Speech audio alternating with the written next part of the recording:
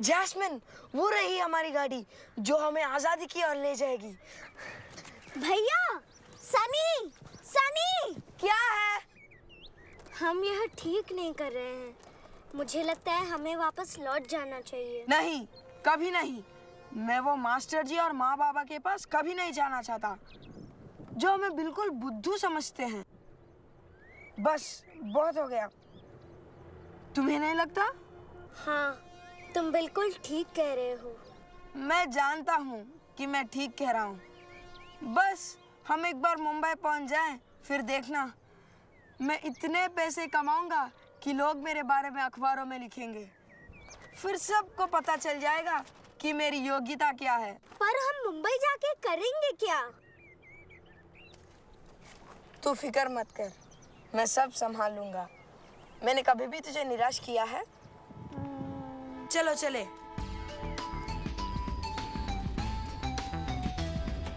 चल जल्दी चल। यात्रीगण कृपया ध्यान दें, मुंबई एक्सप्रेस प्लेटफॉर्म नंबर 2 से रवाना होने के लिए तैयार है। यात्रीगण कृपया ध्यान दें, मुंबई एक्सप्रेस प्लेटफॉर्म नंबर 2 से रवाना होने के लिए तैयार है। साहब, इसकी एंट्री कर दीजिए। ये नंबर है नहीं है, देख लीजिए और नाम की एंट्री कर माफ दीजिए। कीजिए सर, क्या आप जानते हैं प्लेटफॉर्म नंबर 2 पर कहाँ से जाते हैं? हाँ जरूर, ये सीढ़ियाँ ले लो, ऊपर जाकर राइट लेकर फिर सीढ़ियाँ उतर जाना। तुम्हारे माता पिता कहाँ हैं?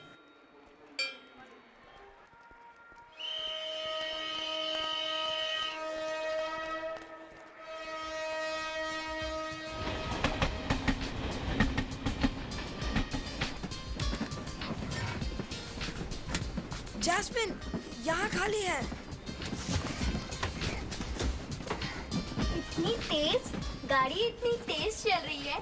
तो थोड़ी ही देर में हम जैस्मिन! पहुंच जाएंगे। जैस्मिन, जैस्मिन, तुम ठीक तो हो? जैस, मुंबई पहुंचकर मैं अपने लिए नए कपड़े, जूते और मोबाइल फोन खरीदूंगा। मैं माँ और पापा को दिखा दूंगा कि मेरी योग्यता क्या है। मैं एक दिन इतना अमीर बन जाऊंगा कि किसी को मेरे परीक्षा में मिले खराब नंबरों के बारे में याद ही नहीं रहेगा। क्या पता, शायद मैं जॉनी लीवर की तरह बहुत बड़ा फिल्म स्टार बन जाऊं।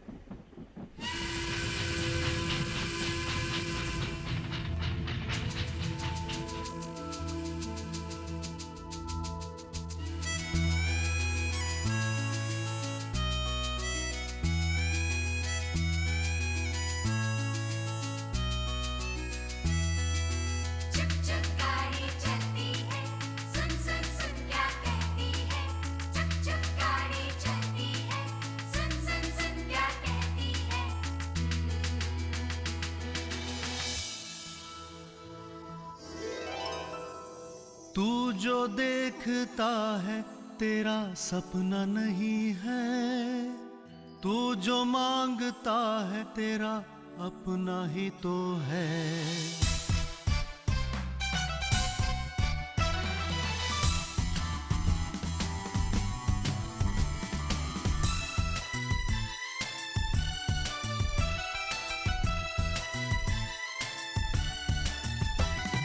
तू जो देखता है तेरा सपना नहीं है, तू जो देखता है तेरा सपना नहीं है, तू जो मांगता है तेरा अपना ही तो है। तेरी क्या बात है, तेरी क्या बात है, तेरी क्या बात है, तेरी क्या बात है। तू जो चाहे मिलेगा, तू जो सोचेगा मिलेगा, तू जो चाहे मिलेगा, तू जो सोचेगा मिलेगा। तुझसे ही ये दिन रात है। तेरी क्या बात है, तेरी क्या बात है, तेरी क्या बात है, तेरी क्या बात है।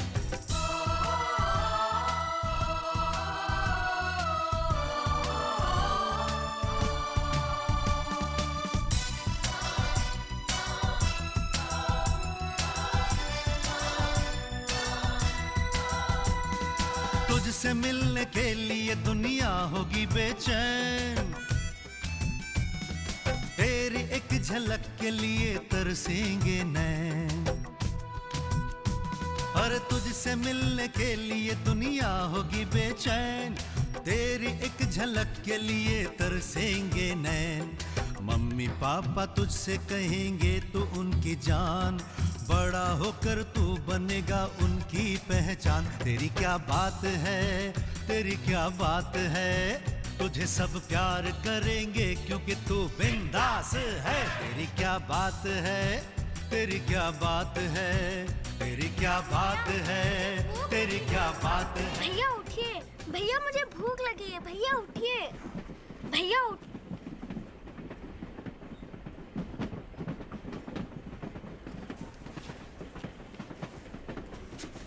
माफ कीजिए सर, मैंने सोचा ये सीट खाली है, मैं जाता हूँ। डरो मत बेटा, सब ठीक हो जाएगा। मेरा नाम राज है। तुम्हारे माता पिता कहाँ हैं? हाँ, वो दूसरे डिब्बे में है। मैं और मेरे बहन चॉकलेट खरीदने गए और रास्ता भूल गए। हम इसीलिए आपसे रास्ता पूछ रहे थे। तुम सच बोल रहे हो?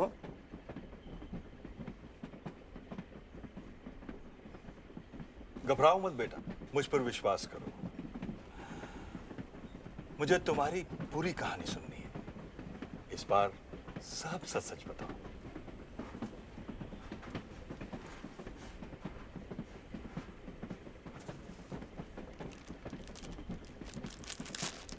ये लो, बिस्किट खाओ।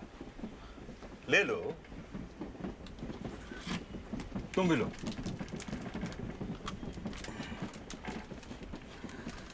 और अब मुझे बताओ कि तुम लोग यहाँ क्या कर रहे हो?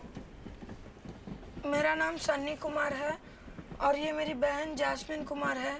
हम मुंबई जा रहे हैं ताकि मैं अपने लिए कोई काम ढूंढ सकूं। और तुम्हारे माता पिता? वो नहीं जानते, हम घर से भाग आए हैं। मामला संगीन है। तुम्हें क्या लगता है शहर में तुम्हें क्या काम मिलेगा? मेरा चचेरा भाई बॉबी एक फिल्म स्टूडियो के बाहर चाय की दुकान चलाता है और मुझे भी सबसे बढ़िया अदरक की चाय बनानी आती है। तो तुम चाय की दुकान खोलना चाहते हो? और जैस्मिन, तुम घर से क्यों भागी? मैं अपने सनी भैया के बगैर थोड़ी देर भी नहीं रह सकती। मैं भी चाय की दुकान में भैया का हाथ बटाऊंगी। तो फिर स्कूल कौन जाएगा? मैं वहाँ कभी नहीं जाऊंगा। वहाँ सब लोग मुझे हर वक्त डांटते रहते हैं, मुझ पर चिल्लाते रहते हैं। मैं अच्छी तरह से पढ़ नहीं सकता, इसमें मेरी क्या गलती है? मुझे लगता है कि ईश्वर ने मुझे दिमाग ही नहीं दिया। बेटा, परमेश्वर ने सब बच्चों को एक सा दिमाग दिया है, पर सब उसका इस्तेमाल अलग अलग तरीके से करते हैं। ईश्वर ने तुम्हें बहादुरी और निडरता दी है और जैस्मिन को एक सच्चा और प्यारा दिल दिया है। ईश्वर ने हम सबको कुछ ना कुछ गुण और योग्यता देकर एक दूसरे से अलग और अपने में अनूठा बनाया है। पर मुझे नहीं लगता ईश्वर हमें चाहते हैं, वरना वो माँ और बाबा को हमें बार बार डांटने से रोकते और हमें इतना गरीब नहीं बनाते। मेरे चाचा वीरेंद्र इतने अमीर होकर भी हमारी कोई मदद नहीं करते।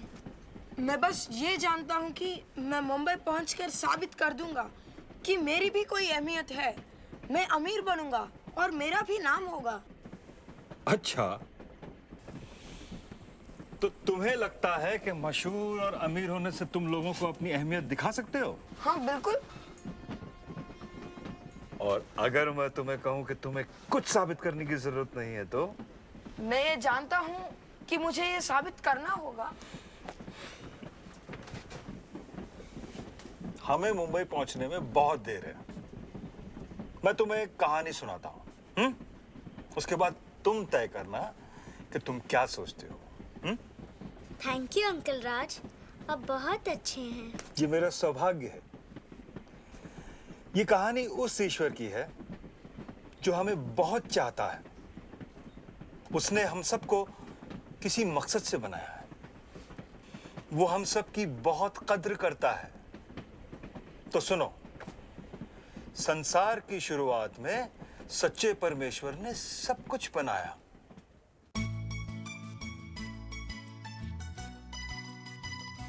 उसने ब्रह्मांड की रचना की। उसने इस धरती को बनाया और उसने जीवन दिया। छोटे बड़े सभी प्राणी एक तालमेल के साथ जीते थे, लेकिन उसने अपनी श्रेष्ठ बनावट को आखिर में बनाया। उसने इंसान को बनाया।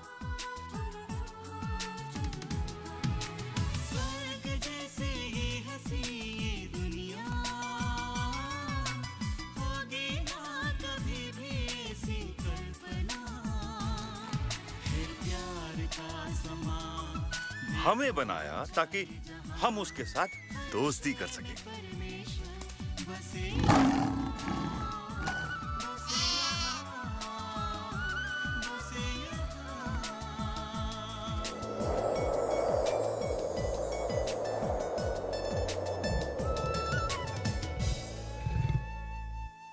पता है, हम उसके बनाए बागीचे में रहते थे। सब कुछ बहुत ही सुंदर था, तब तक जब तक कि आदम और हव्वा ने ईश्वर की आज्ञा का उल्लंघन नहीं किया। तुमने उस पेड़ का फल खाने के बारे में कभी सोचा है? वही जिसे परमेश्वर ने खाने से मना किया है। क्या ये सब खाने के लिए काफी नहीं है? पर बस जानना चाहती थी कि उसका स्वाद कैसा है।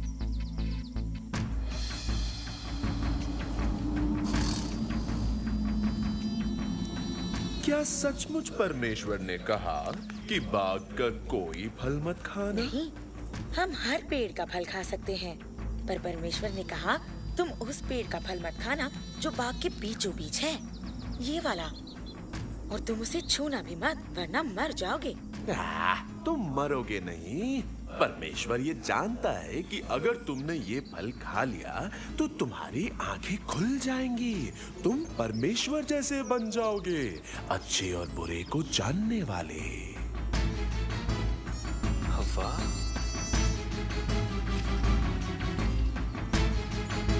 ये लो।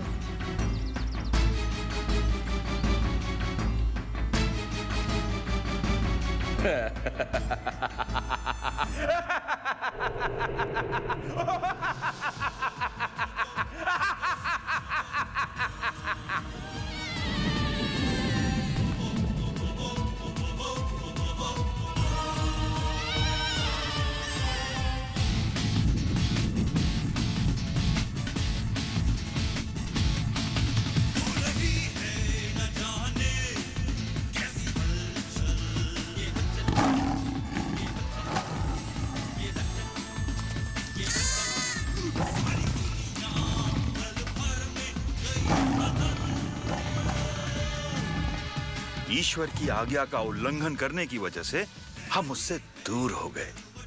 सब कुछ गलत हो गया। हम में हिंसा जागी। हम एक दूसरे को दुख पहुंचाने लगे। हम लालची और स्वार्थी हो गए। हम एक दूसरे से प्यार करना भूल गए।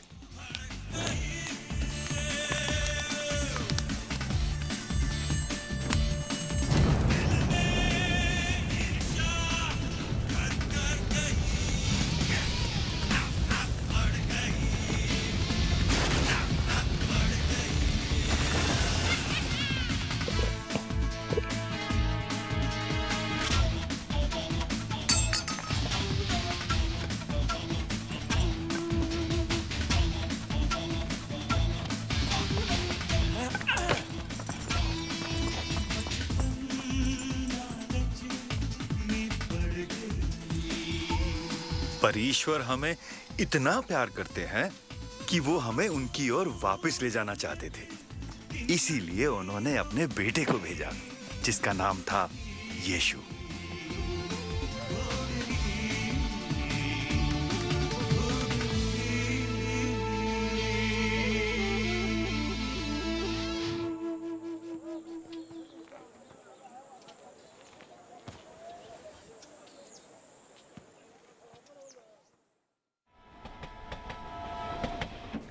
उस लड़के ने पैसे चुराए?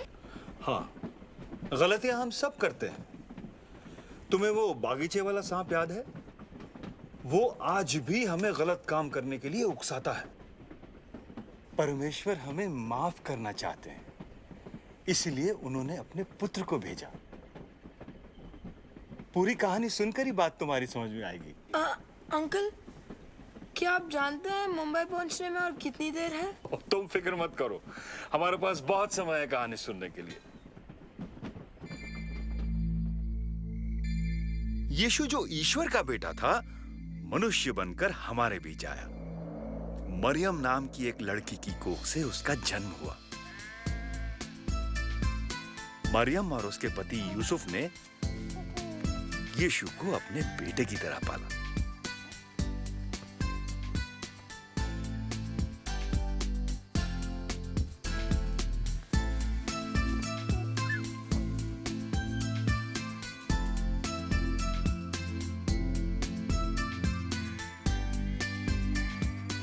ईश्वर ने स्वर्गदूतों को धरती पर भेजा अपने बेटे के जन्म के बारे में बताने के लिए, और स्वर्गदूतों ने चरवाहों को भेजा उसके स्वागत के लिए।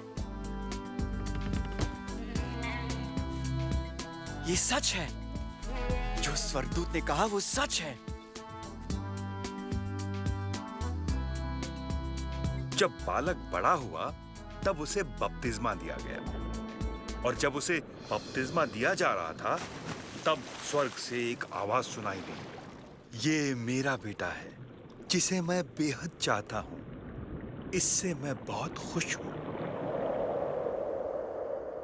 और यीशु ने इस धरती पे अपना कार्य शुरू किया, और शैतान भी अपने कार्य में व्यस्त था। शैतान? हाँ, शैतान, जो हमें ललचाता है, जो हमें उकसाता है। ईश्वर का दुश्मन वो नहीं चाहता था कि यीशु हमें हमारे पापों से बचाए। इसीलिए शैतान ने यीशु को अपनी इच्छाओं और लालच में भटकाने की कोशिश की।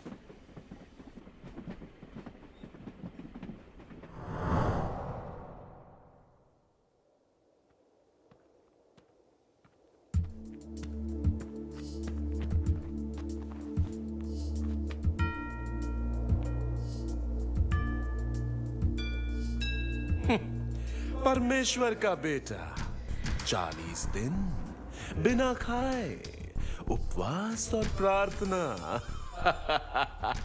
ये कोई परीक्षा है? तुम्हारे पिता का हुक्म है?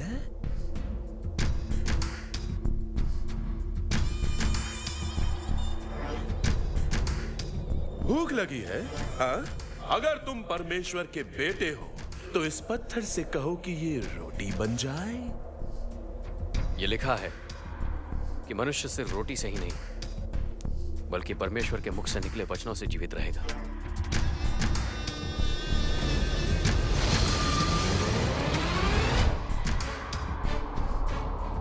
अगर तुम परमेश्वर के बेटे हो तो कूद जाओ, क्योंकि लिखा है कि परमेश्वर स्वर्गदूतों को आदेश देगा और वो तुम्हें हाथों हाथ उठा लेंगे ताकि तुम्हारे पैरों में पत्थर से ठेस ना पहुंचे। ये भी लिखा है,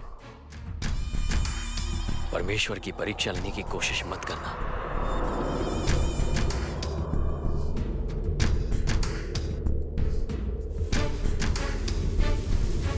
मैं ये सब तुम्हें दे दूंगा अगर तुम सिर्फ और सिर्फ मेरी पूजा करो। दूर हो जा शैतान। लिखा है कि तू अपने प्रभु परमेश्वर को प्रणाम कर और उसी की उपासना कर। हम फिर मिलेंगे।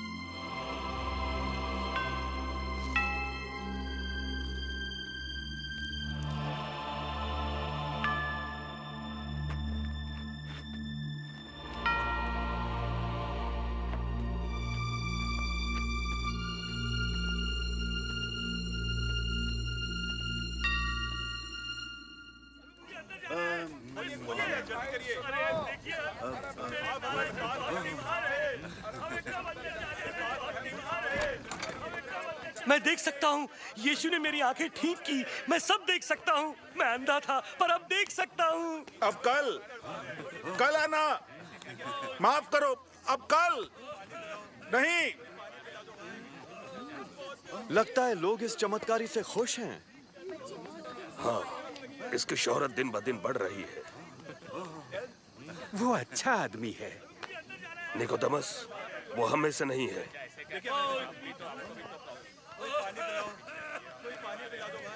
नहीं, आप लोग कल आना। मैंने कहा आप लोग कल आना। आपको कल देखेंगे, कल।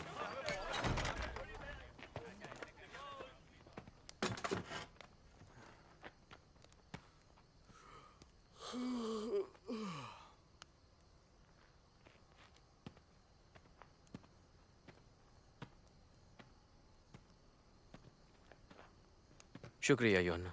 यहूदा, कोई बात नहीं।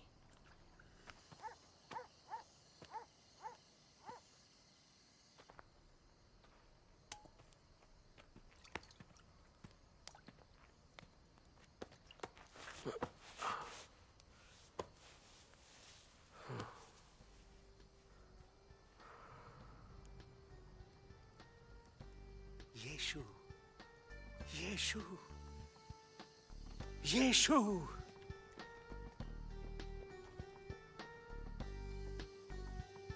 निकोदेमस,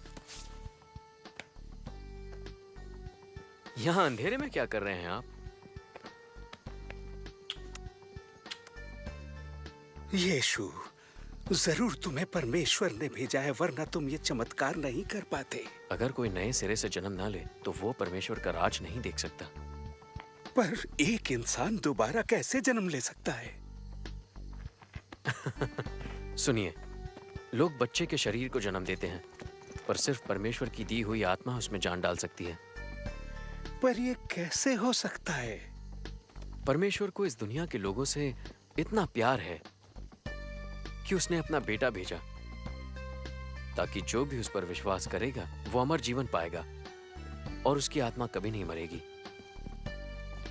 परमेश्वर ने अपना बेटा दुनिया में इसलिए नहीं भेजा कि लोगों में बुराई ढूंढे,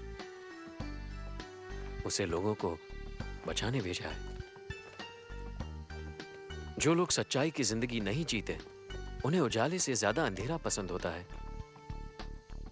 पर जो लोग सच्चाई से जीते हैं वो उजाले में आएंगे।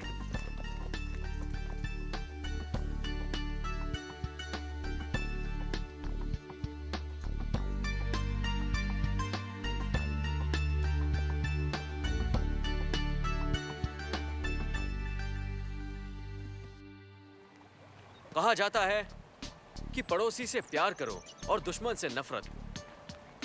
मैं कहता हूं कि दुश्मन से प्यार करो और जो तुमसे नफरत करते हैं उनका भला करो। जो तुम्हें बुरा कहे उसके लिए प्रार्थना करो और जो तुम पर जुल्म करे उसके लिए दया मांगो। तब तुम अपने स्वर्ग में रहने वाले परम पिता जैसे बन सकोगे। वो सूरज को भले और बुरे दोनों के लिए उगाता है। यहूदा, भले और बुरे मैं समझा था वो मसीहा बनेगा, रोमन शासकों को खत्म करेगा, एक क्रांति लाएगा, सिर्फ बातें नहीं करेगा, खास करके दुश्मनों से प्यार करने की बातें। अगर तुम सिर्फ उन्हें चाहो जो तुम्हें चाहते हैं, तो क्या परमेश्वर तुमसे खुश होगा? सुना है ये लोगों को ठीक कर देते हैं। साहूकार भी अपने दोस्तों से प्यार करते हैं। उम्मीदें मत रखो, तुम्हारे भाई को ठीक करने के लिए ज्यादा गुणी आदमी चाहिए। भी करते हैं। ये बात दिमाग से निकाल दो।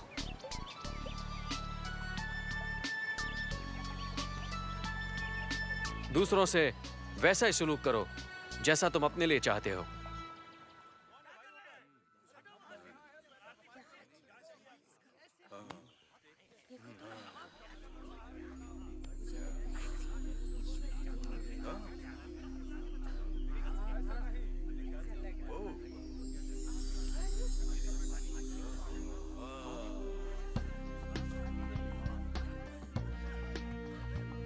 ये आदमी मुसीबत है।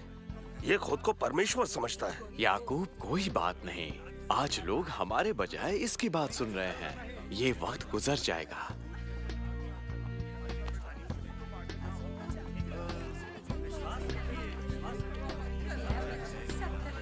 तुम यहाँ रुक क्यों गए? हम अंदर नहीं जा सकेंगे। कोई बात नहीं कालिब, तुमने कोशिश तो की। लेकिन वो आदमी तुम्हें ठीक कर सकता है। मेरे पास एक तरकीब है, चलो।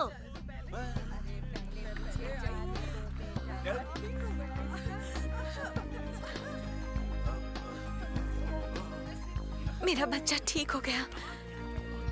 शुक्रिया, शुक्रिया यीशु।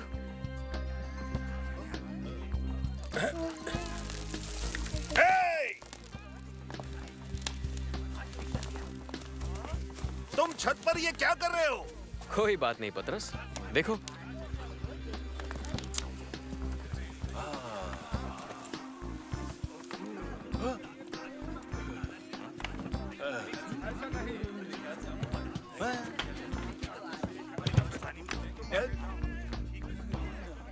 मेरे दोस्त, तुम्हारे गुनाह माफ हो गए। गुनाह माफ हो गए? गुनाह सिर्फ परमेश्वर माफ करता है। वो खुद को परमेश्वर समझता है। आप धर्म की शिक्षा देते हैं, तो कहिए क्या मेरे लिए यह आसान होगा कि इस आदमी से कहूं कि इसके गुनाह माफ हुए, या फिर इससे कहूं कि उठो, चटाई उठाओ और अपने घर जाओ? ये जान लीजिए कि मैं ये दोनों कर सकता हूं। उठो, अपनी चटाई उठाओ और घर जाओ।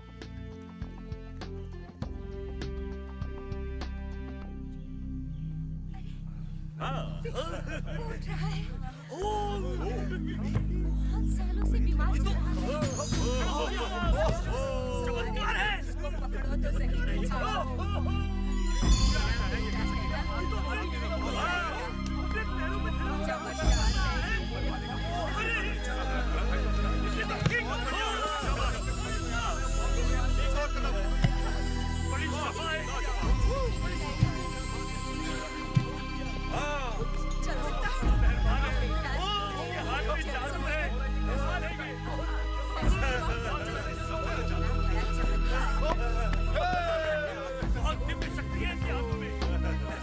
कालिब,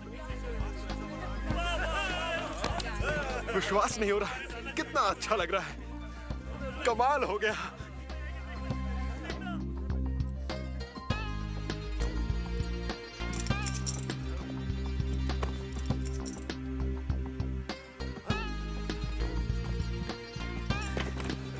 चटाई भूल गया था। कालिब, आओ चले। कालिब, आओ चले।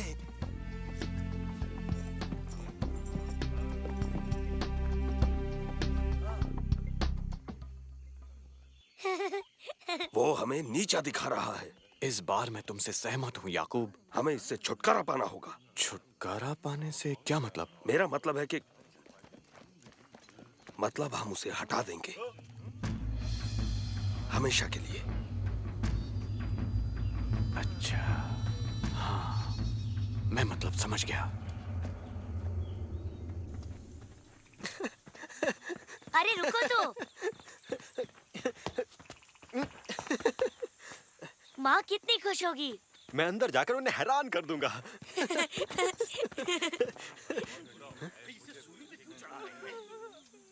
नहीं कालिब, मत देखो।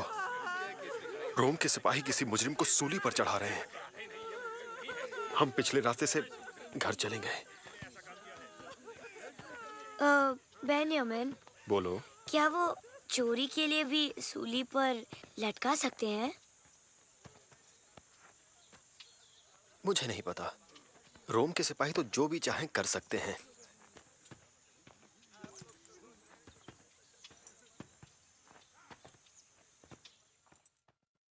ओह हाँ, मैं आज सुबह ही लौटा। अरे सुनो, यीशु ने मुझे जो शक्ति दी थी उससे एक अंधा देखने लगा। हाँ, और मेरे जरिए एक छोटी लड़की चलने लगी। हाँ, मरियम और मार्था को देखकर खुशी हुई। यीशु, यीशु, मेरे बेटे पर दया करो। आपके शिष्यों ने बहुत कोशिश की पर वो उसे ठीक नहीं कर पाए। उसे मेरे पास लाइए।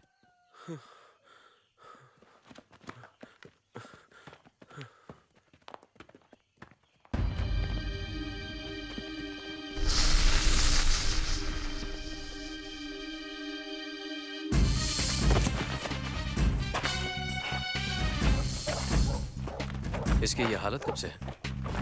ये हालत तो इसकी बचपन से ही है। शैतान कभी इसे आग में तो कभी पानी में फेंक देता है। यीशु, दया करो, हो सके तो इसे ठीक कर दो। हो सके तो जो विश्वास रखते हैं वो कुछ भी कर सकते हैं। मुझे विश्वास है, पर उसे मजबूत करने में मेरी मदद कीजिए।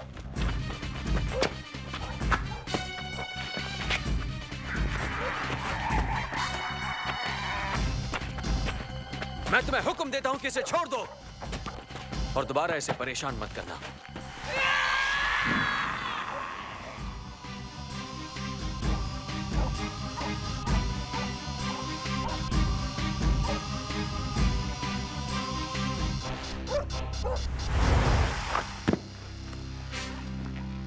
ये लड़का मर गया। ठीक हो पाएगा क्या? मुझे नहीं लगता। उठेगा क्या? ये क्या हो रहा है? अरे, तो कमाल है। चमत्कार है। चमत्कार हो गया। कैसे हो गया? बाबा, मेरे बेटे,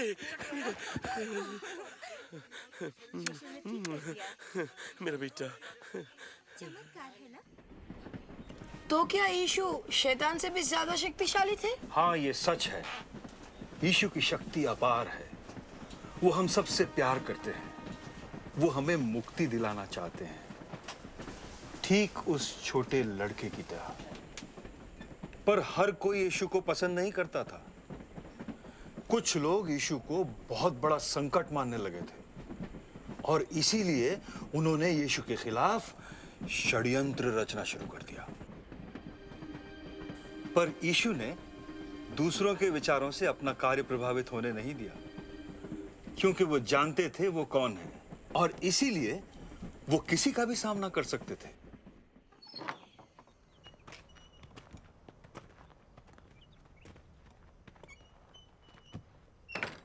यीशु, आज का दिन अच्छा था ना?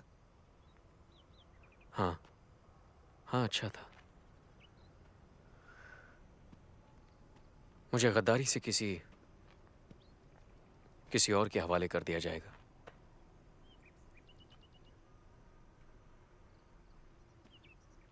और वो मुझे मार देंगे। पर मौत के तीसरे दिन मैं फिर जिंदा हो जाऊंगा।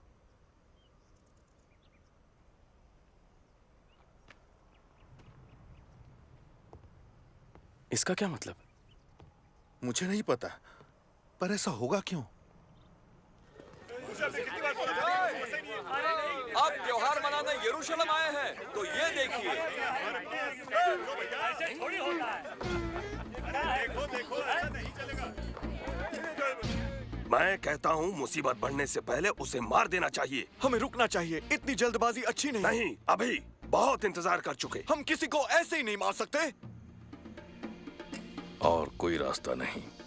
इससे पहले कि वो और मुसीबतें खड़ी करे, हम उसे मार देंगे। ऐसी चाल चलेंगे कि रोमन्स को सूली पर चढ़ाने के लिए एक और मुजरिम मिल जाए। पर अभी इंतजार करेंगे। त्योहार मनाने के लिए शहर में बहुत लोग आए हैं। दंगा हो सकता है।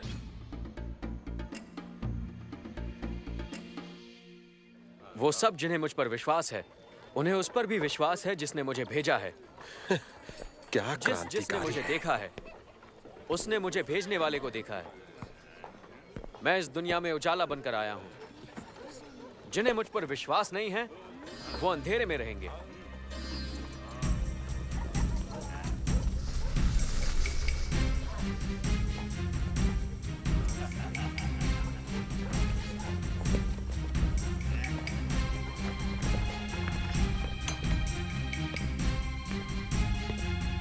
यीशु का चेला और यहाँ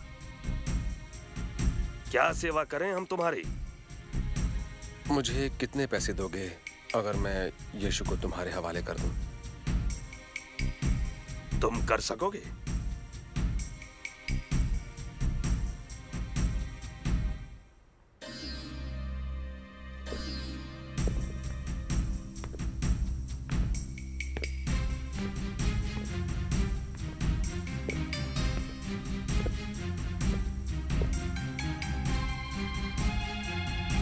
एक, दो,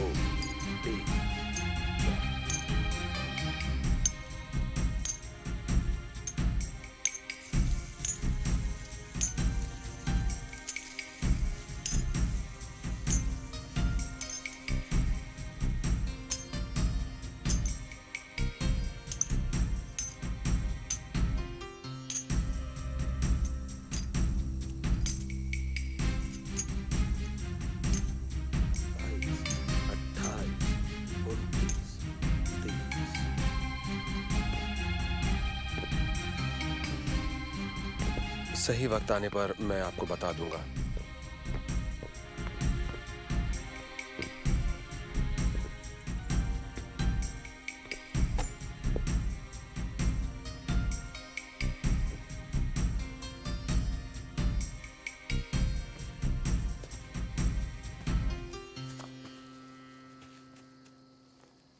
पतरस, याकूब, योहान, आओ।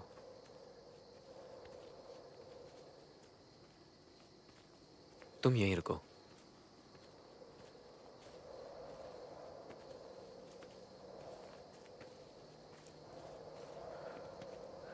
मैं परेशान हूं। ये परेशानी मेरी जान लेगी। यहीं रुको और मेरे लौटने तक जागते रहो। हाँ, ठीक है।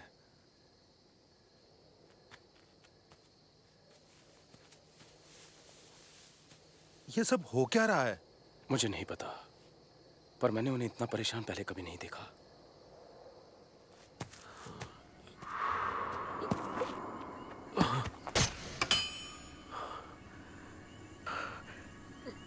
मेरे पिता, अगर हो सके तो मुझे इन सारी तकलीफों से मत गुजरने देना।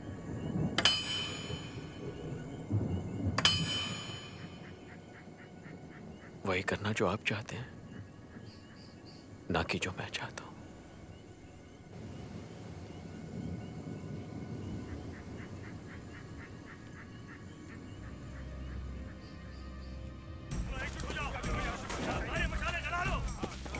जाओ, हथियार लाओ।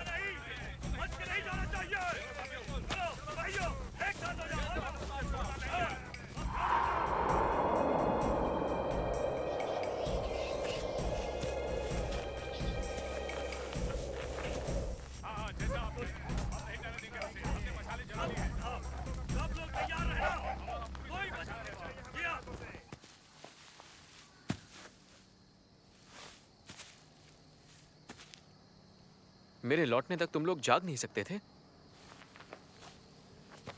हम यीशु को कैसे पहचानेंगे? किसी को आगे भेजना चाहिए जो इशारे से हमें बता दे कि यीशु कौन है। नहीं, मैं जिसका गाल चूमूंगा वो ही यीशु होगा। वक्त आ गया है मुझे हवाले किए जाने का। उठो। मुझसे गद्दारी करने वाला यहां आ चुका है।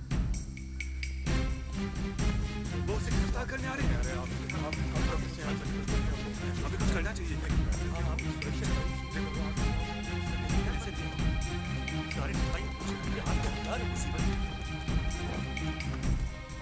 किसकी तलाश है तुम्हें? नाजरत वाले यीशु की। वो मैं हूं।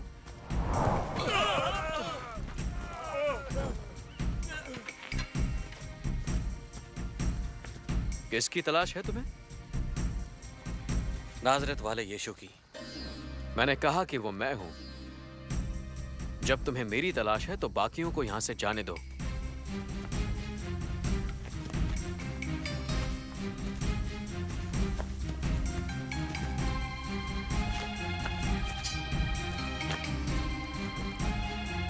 कैसे है यीशु?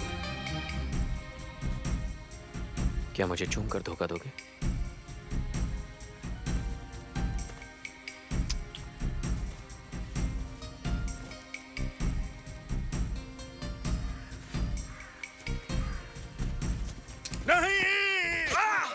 बस करो, फेंक दो अपना खंजर।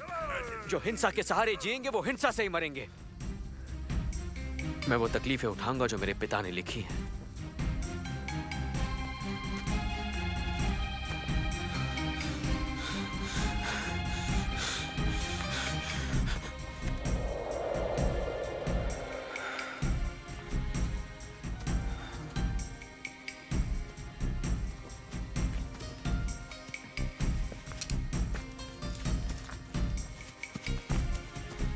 यीशु, कुछ करो, रोको उन्हें।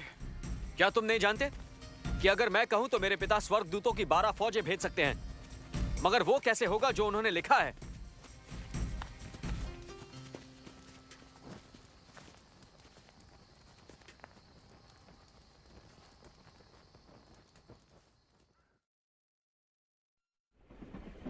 यीशु ने तो कुछ गलत नहीं किया था, फिर उन्होंने यीशु को सजा क्यों दी? मुझे तो लगा कि यीशु बहुत शक्तिशाली थे, पर उन्होंने उनको रोका क्यों नहीं? यीशु शक्तिशाली हैं, पर उन्होंने अपनी शक्ति का इस्तेमाल अपने लिए नहीं किया। उन्होंने अपनी शक्ति का इस्तेमाल तुम्हारे लिए और तुम्हारे लिए किया। आप क्या कहना चाहते हैं? याद रखो, हम हमारे पापों की वजह से अपने ईश्वर से दूर हो गए थे और इसकी सजा किसी न किसी को तो भुगतनी ही थी। और वो सजा यीशु ने अपने सर ली।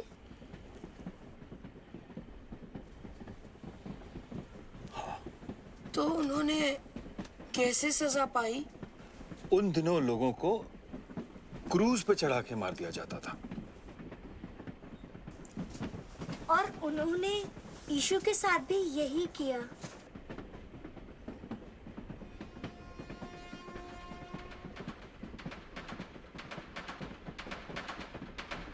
पीछे हटो, पीछे हटो, चलो पीछे खड़े रहो, चलो,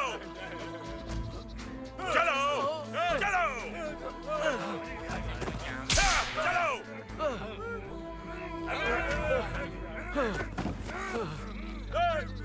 तुम इसकी मदद करो।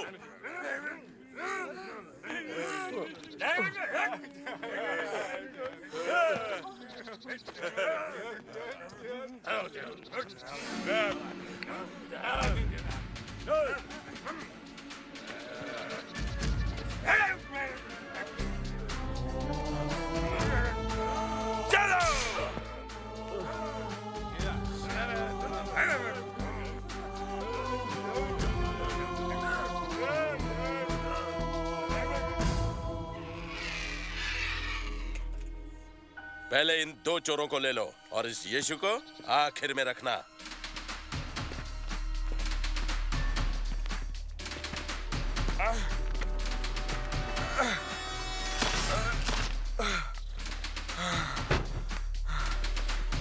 नहीं, नहीं, नहीं, नहीं, नहीं,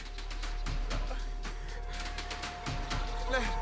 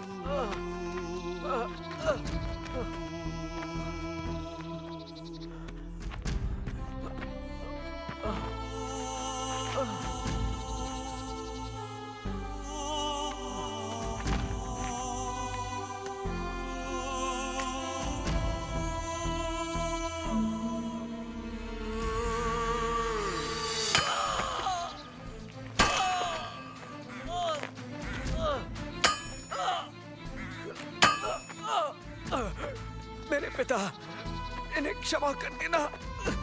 ये नहीं जानते ये क्या कर रहे हैं।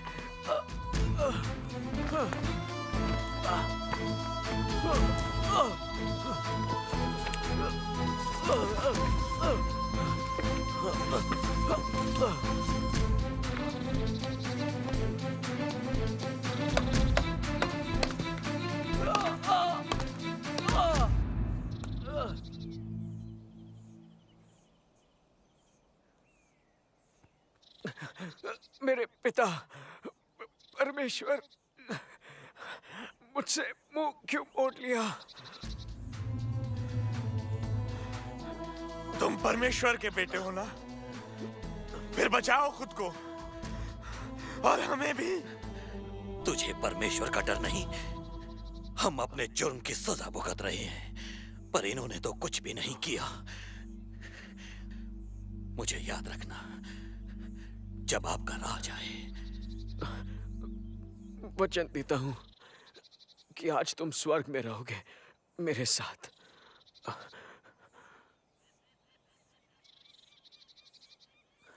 सब कुछ हो चुका है मेरे पिता। मैं खुद को आपके हवाले करता हूं।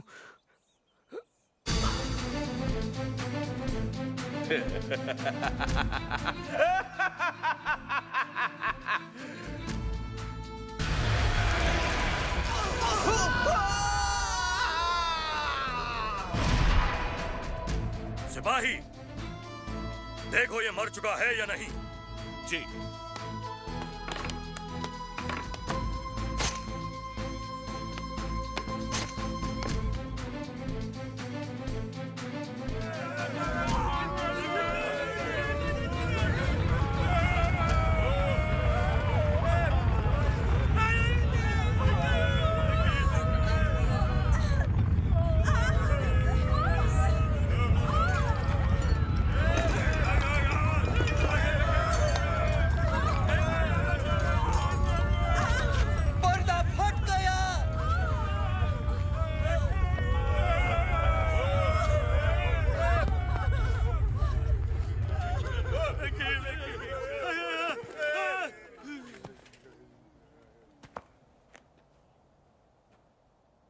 ये आदमी सचमुच परमेश्वर का बेटा था।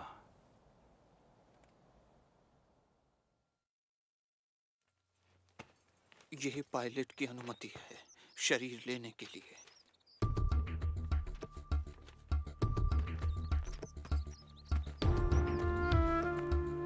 यूसुफ,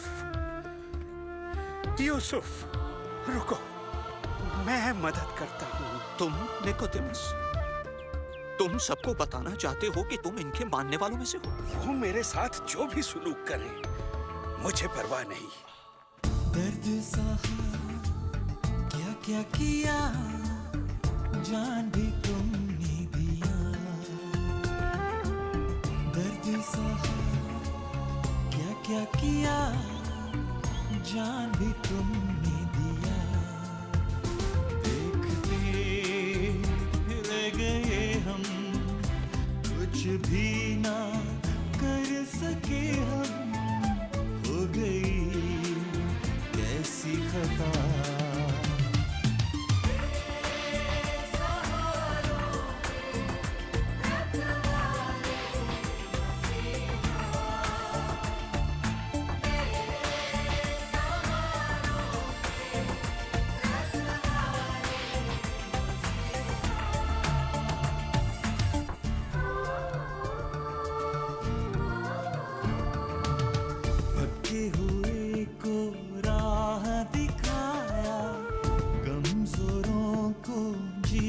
सिखाया, थाम के हाथ गिरने से बचाया, खुशियों से फैला के उजाला, प्यार जिंदगी में भर डाला।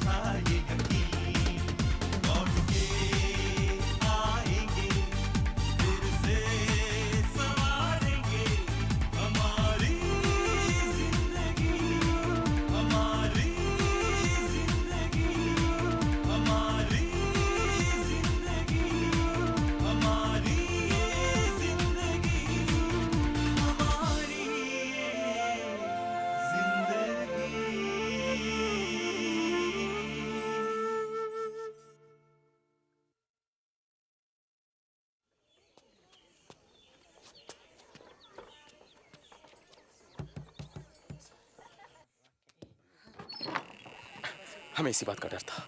शहर के शासक हमें ढूंढ रहे हैं।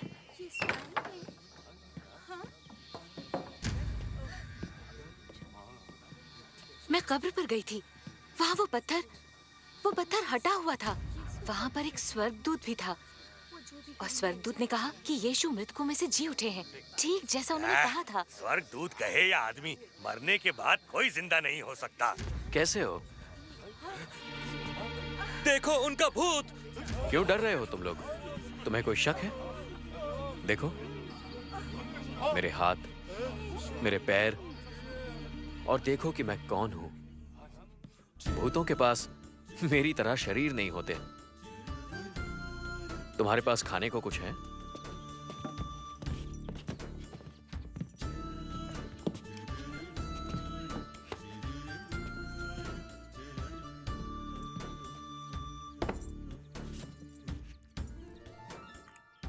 देखो, भूत मछली नहीं खाते।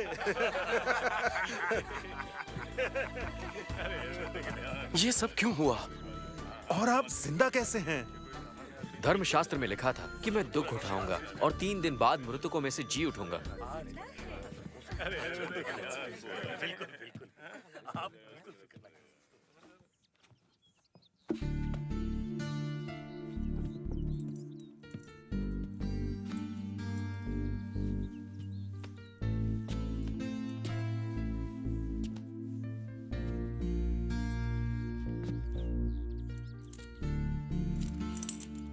ये आपका है, मैंने इसे चुराया था।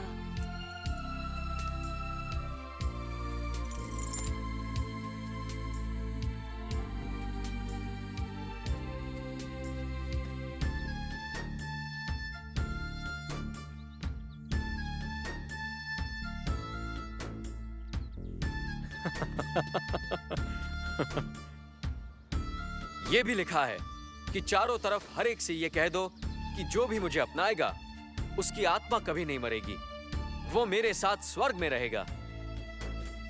इसलिए जाओ और सारी जातियों के लोगों को मेरी शिक्षा बताओ। उन्हें परमपिता, पुत्र और पवित्र आत्मा के नाम से बपतिस्मा दो। उन्हें वो सब बातें मानना सिखाओ जिनका मैंने तुम्हें आदेश दिया है। मैं हमेशा तुम्हारे साथ रहूंगा, इस दुनिया का अंत होने तक। गैलिली के लोगों, आकाश की तरफ क्या देख रहे हो? यीशु को स्वर्ग में ले गए हैं। पर एक दिन वो वापस आएंगे, उसी तरह जिस तरह तुमने उन्हें जाते देखा। रुको!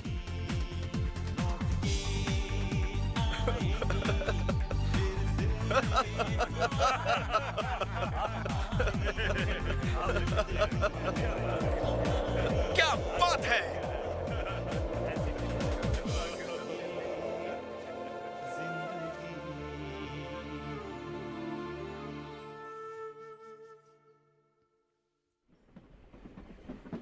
तो तुमने देखा, यीशु ने अपनी जान दे दी, क्योंकि तुम दोनों उनके लिए बहुत कीमती हो। मेरी और तुम्हारी सजा उन्होंने अपने सर ले ली। एक यही रास्ता था हमें अपने ईश्वर से वापस मिलवाने का। पर वो मरे नहीं, वो फिर से जी उठे हैं। वो मौत से भी ज्यादा शक्तिशाली हैं। यीशु एक जीवित परमेश्वर है। वो आज भी हमारे बीच जिंदा है। हम मुंबई के करीब हैं। सनी, क्या तुम मशहूर और अमीर बनने के लिए तैयार हो? मैं अभी आया।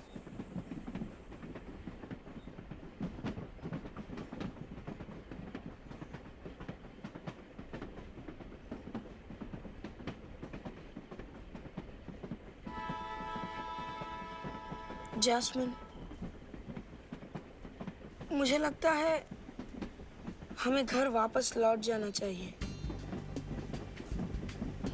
अंकल से कहानी सुनने के बाद मैं ये जान गया हूं कि यीशु हमसे प्यार करते हैं। मुझे लगता है कि हमारी भी कोई अहमियत है। तुम समझ रही हो ना मैं क्या कहना चाहता हूँ? हाँ, मैं समझ रही हूँ। राज अंकल से यीशु की कहानी सुनकर मुझे ये पता चला कि कोई मुझसे भी प्यार करता है। सनी, हम मुंबई पहुंचने वाले हैं। क्या तुम तैयार हो? नहीं, हमें घर वापस जाना है, पर पता नहीं कैसे। हमें यहाँ तक आने की भी टिकट नहीं थी। अगर टीसी आ गए तो तुम टीसी की फिक्र मत करो। क्यों नहीं?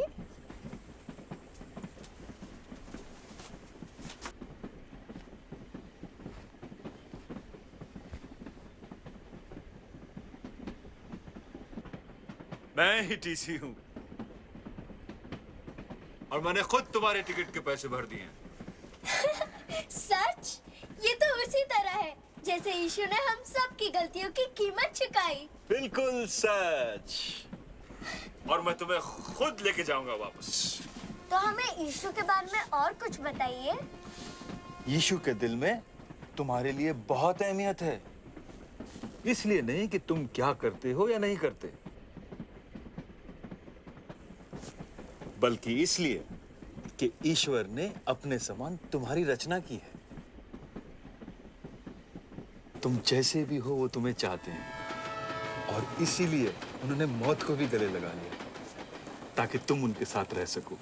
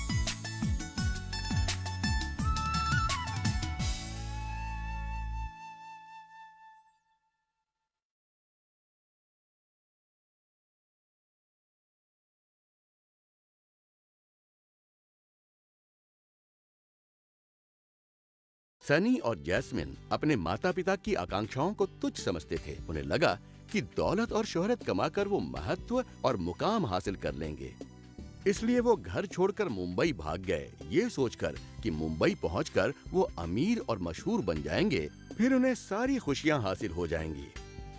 वो जानते थे कि वो गलती कर रहे हैं, लेकिन प्रेम और अपनेपन की तलाश में वो लगातार गलतियां करते चले गए।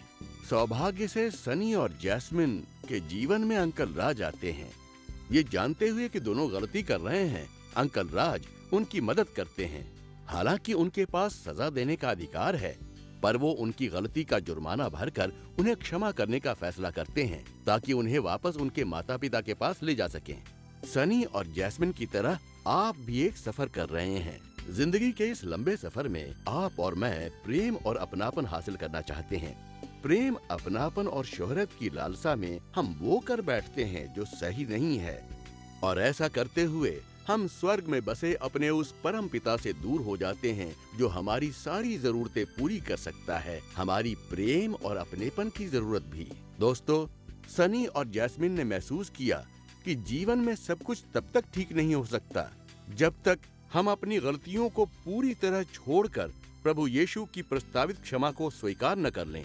अंकल राज की तरह यीशु के पास भी हमें सजा देने का अधिकार था, पर उन्होंने हमें क्षमा करने का फैसला किया और हमारी गलतियों का जुर्माना भरने के लिए सूली पर चढ़कर अपनी जान दे दी।